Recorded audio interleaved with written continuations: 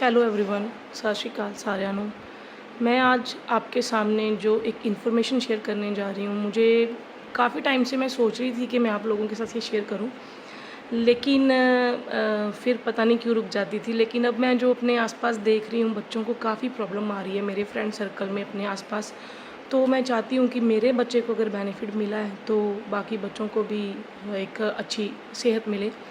मेरी बेटी 4.5 साल की है और उसको चेस्ट एलर्जी हो गई थी, और पहले तो 4 साल तक वो ठीक रही, कोई प्रॉब्लम नहीं आई। 3.5 साल तक वो ठीक रही, उसके बाद उसको थोड़ी थोड़ी प्रॉब्लम स्टार्ट होगी। और हमें ये चीज़ का पता नहीं लगता था, हम यही सोचते थे कि मौसम चेंज हुआ है इसलिए उसको खांसी आ रही है, जहाँ जुकाम हो गया है, जहाँ उसकी चेस्ट ब्लॉक हो गई है। तो वो हमेशा अपने नाक में उंगली डाले रखती थी। कभी हमने बोलना कि क्या कर रही, मेरे उसने बोलना कि नाक में कुछ है, मुझे निकालना है। तो जब चेक करना, मैंने कहा आपका नाक तो बेटे बिल्कुल साफ़ है। तो उसने बोला नहीं मम्मा कुछ है। तो ये चीज़ें हम इग्नोर करते रहे क्योंकि हमें लगा कि उसको आदत पड़ी हुई है, वो इसलिए कर रही है। लेकिन ये छोटी छोटी जो बातें वो बाद में हमें रियलाइजेशन होता है। एक टाइम ऐसा आया कि हम यही सोचते थे कि चलो अभी ठीक है, डॉक्टर के पास ले गए, 1 हफ़्ता दवाई खाई, ठीक हो गए।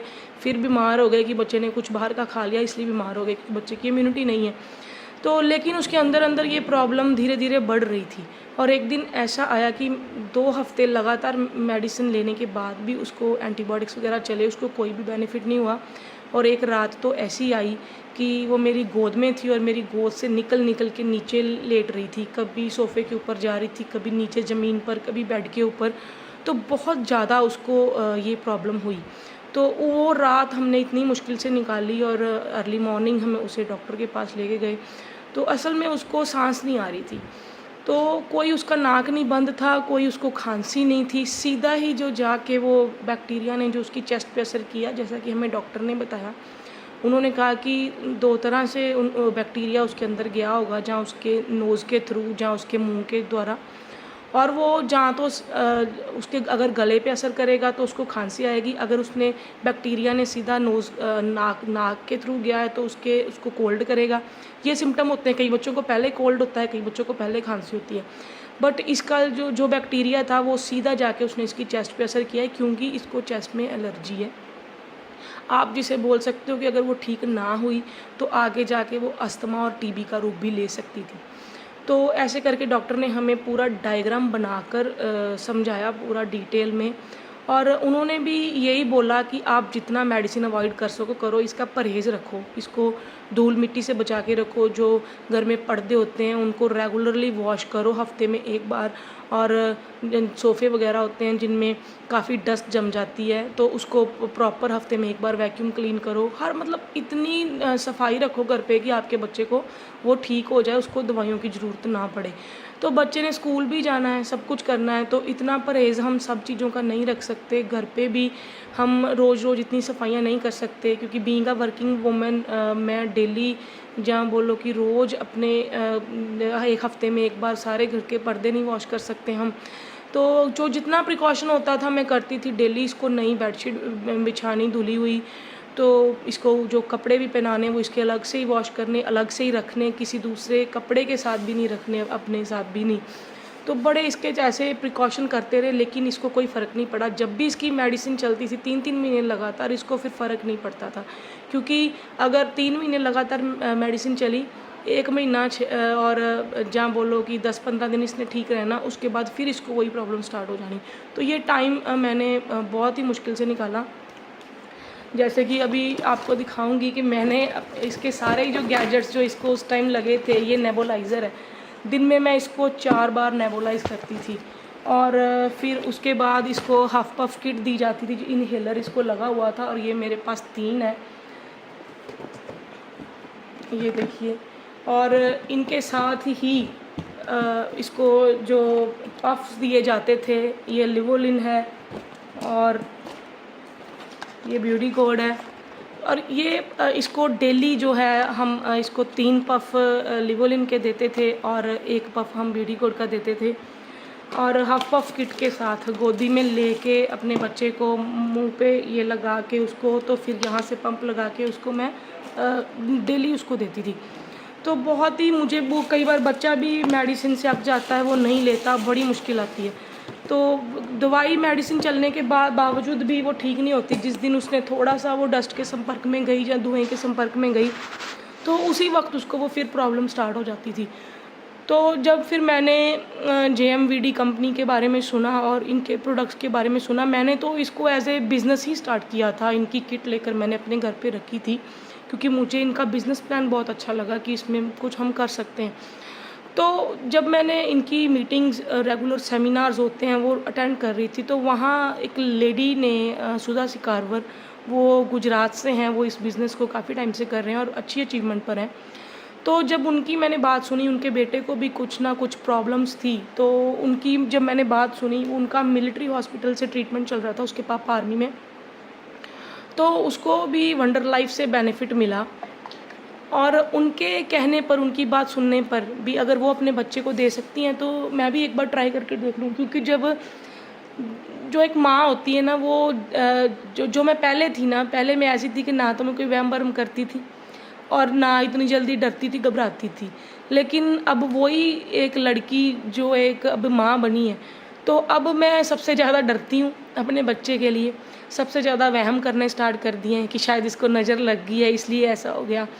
तो लेकिन अब मैंने इसको जब से वंडर लाइफ देना शुरू किया मैम की बात सुनकर, तो उस दिन इसको हुआ, उन्होंने तो अपने बच्चे के पेट से रिलेटेड बताया था।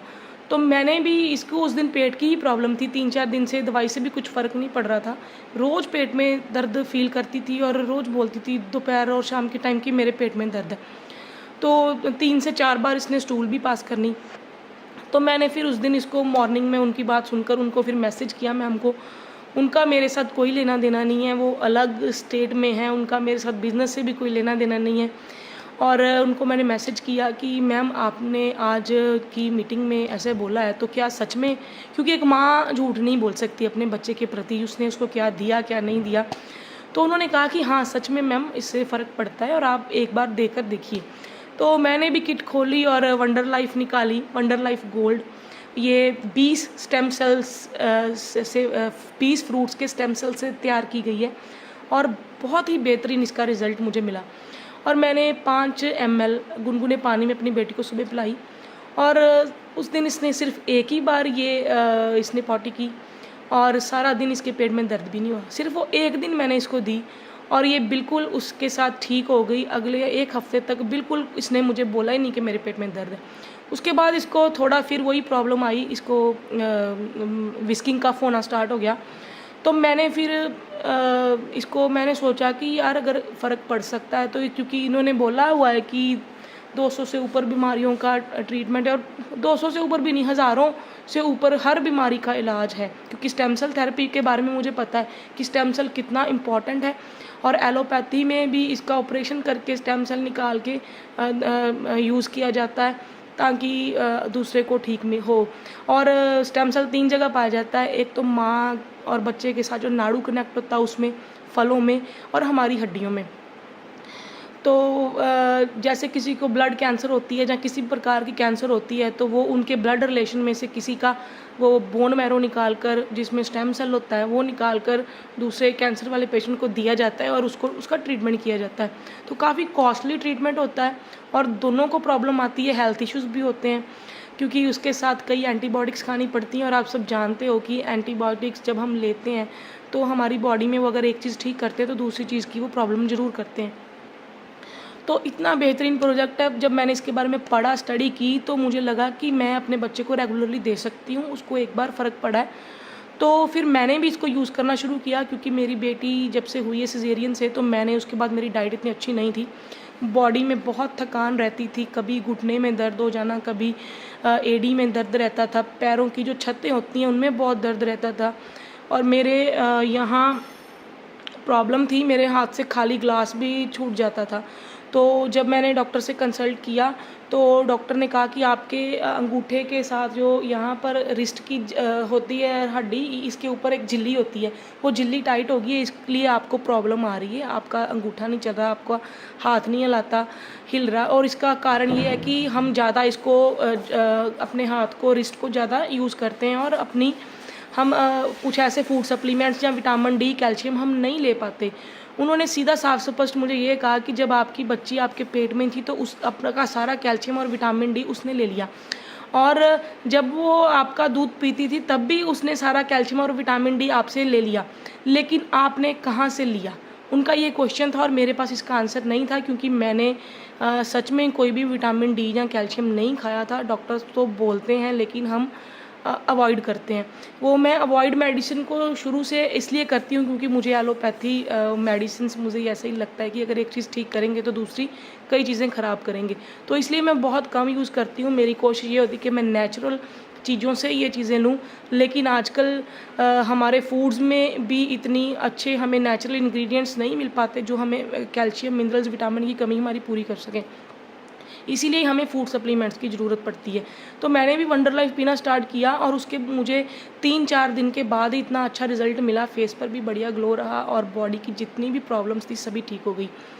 और उसके बाद फिर ऐसा टाइम आया कि बेटी को विस्किंग कफ शुरू हो गई और मैंने फिर उसको सिर्फ 2 दिन पिलाया और उसकी जो कफ वो कंट्रोल में आ गई और वो सांस अच्छे से ले पा रही थी।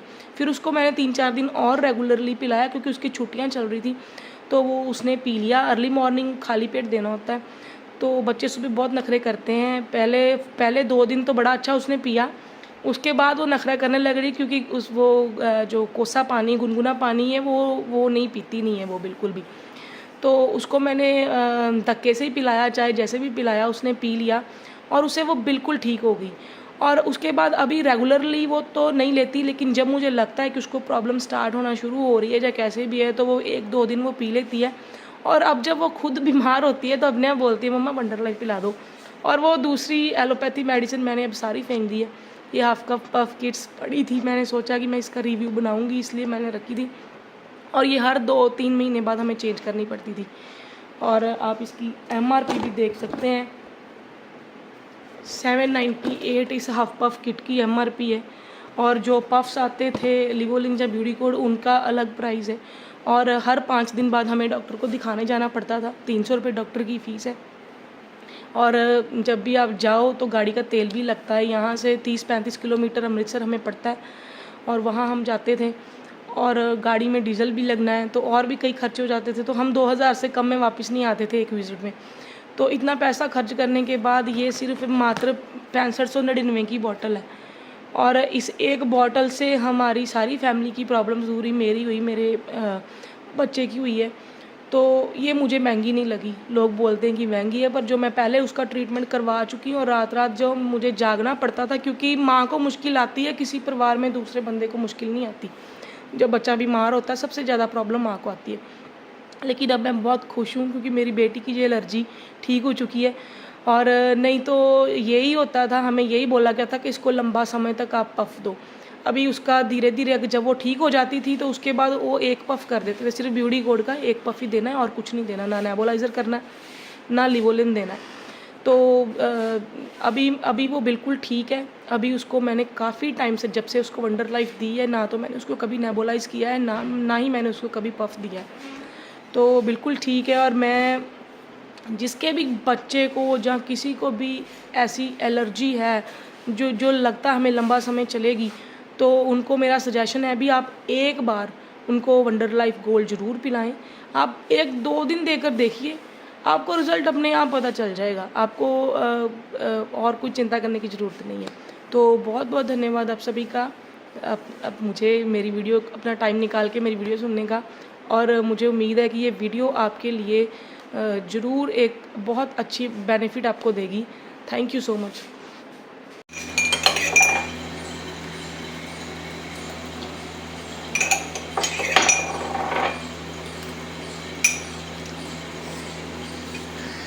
पढ़ो ना, ग्लास पढ़ो।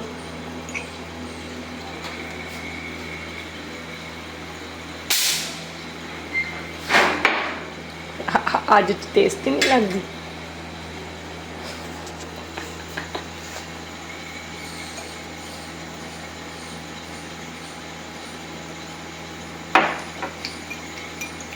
गरम गम लग गई मेरे बेटे ਨੂੰ, ठंडी हो जानी होनी। गम पीन नाल जल्दी फर्क पै जांदा ना, इस करके कोसी दित्ती मम्मा ने।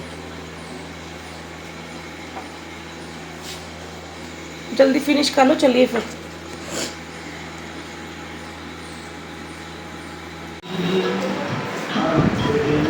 ये की कर रहे हैं? ये की हो रहा वा? ਤੁਹਾਨੂੰ ਪਤਾ ਨਹੀਂ ਤੁਹਾਨੂੰ ਪਾਊਡਰ ਤੇ ਐਲਰਜੀ ਆ ਹੈ? ਨਹੀਂ, ਵੰਡਰ ਲਾਈਫ ਕੋਈ ਜਾਦੂ ਆ? ਪਾਊਡਰ ਲਾਓ ਐਲਰਜੀ ਹੋਵੇ ਤੇ ਵੰਡਰ ਲਾਈਫ ਪਿਆ ਦੋ, ਬਾਅਦ ਚੋਂ ਤੁਸੀਂ ਕਹਿੰਦੇ ਮੰਮਾ ਮੈਨੂੰ ਮਾਰਦੇ ਆ। ਕਿਉਂ ਲਾਇਆ ਪਾਊਡਰ?